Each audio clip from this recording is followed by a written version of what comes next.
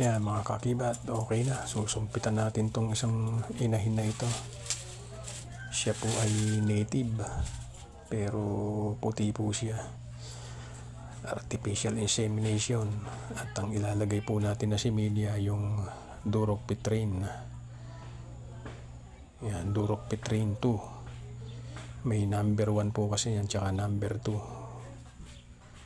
Duroc-Pitrine 1, Duroc-Pitrine 2, yan po ay ito. Mapapansin niyo po siya, ay tingnan niyo po, maganda po ang timing ng paglalandi niya. Halos ayaw po niyang umalis sa kanyang kinatatayuan at tirik na tirik ang tenga. Yan po ang magandang timing na para siya ay artificial insemination. Bullseye po yan, sigurado 100% mabubuntis siya. Maliban na po kung ang similyang nakuha nyo ay sablay. Depende po kasi sa handling yon, sa pagdadala. Dapat maproteksyonan nyo ang similya. Salamat po mga kaakibat. Yan po ang isi-share ko sa inyo.